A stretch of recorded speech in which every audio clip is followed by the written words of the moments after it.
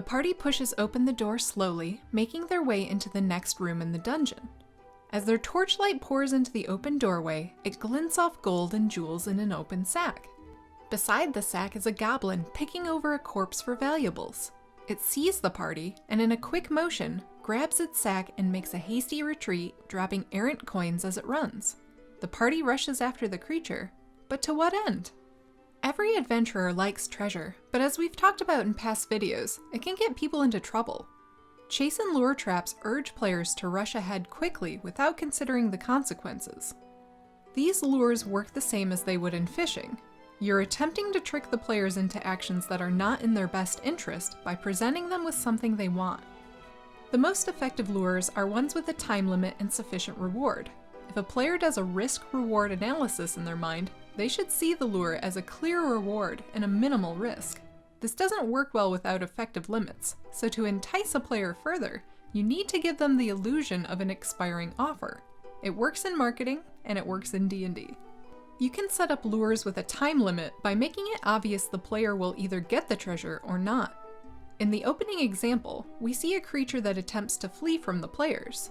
The players see the obvious reward before considering the other dangers of the room and have to make a snap decision to either follow the creature or let it escape.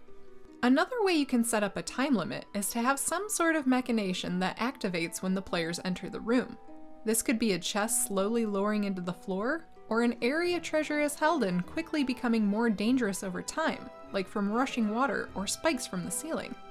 By putting a time limit on these treasures, you're short-circuiting the decision-making process and tricking your players into potentially making a choice before they know what they're getting into. The players may even realize it's a trap, but act before they consider that the reward might not be worth it. The goal of traps like this is to get the players to rush headfirst into danger. The biggest danger that the players should face from these traps is their surprise. While you could introduce traps with pits, spikes, or darts, it's not always the best option. Those traps work well as surprises, but triggering a trap because you didn't look for it and triggering a trap on accident have the same effect. A better option is a surprise combat encounter. Chasing a treasure-toting monster into another room earns the players the receiving end of a surprise round. Running to get a treasure on a timer could also be a pretense to have them start combat in a more precarious space, making the combat more interesting and the trap more successful as a mechanic. Another way to use chase mechanics and lures is to get your players lost. Did your players chase a goblin into a labyrinth?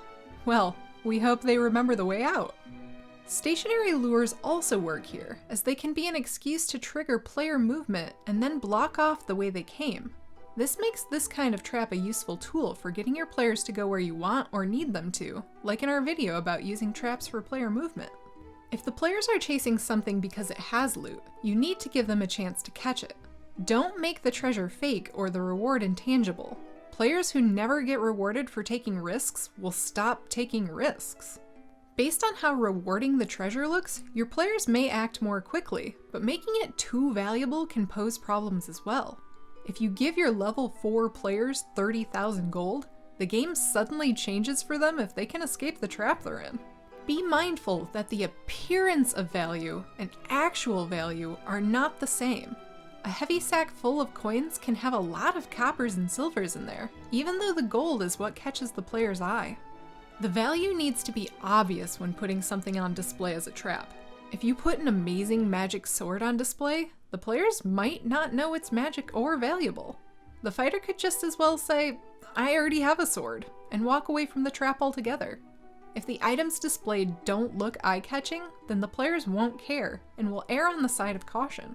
While barreling after treasure or rushing to a sinking pedestal is fun and exciting, you can mix this up in a lot of different ways. It's easy to have a trail of coins dropped by a monster make it a slower but still dangerous trap. You can mix in puzzle elements by putting the chase on rails, where the players need to choose the right path or face consequences for the wrong one.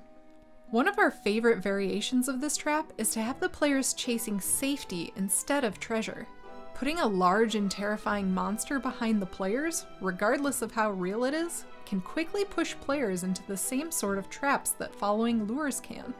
The overall mechanic is very simple, but luring players into danger can often be overlooked. Most traps used in D&D are secretive by nature, but getting players to overlook details can help you make use of even obvious dangers that can change the way your group plays an encounter. With any luck, your players will take the bait. If you're interested in more trap ideas, check out our other videos. You can find more resources at masterthedungeon.com. If you liked this video, like and subscribe, or support us on Patreon. Happy DMing!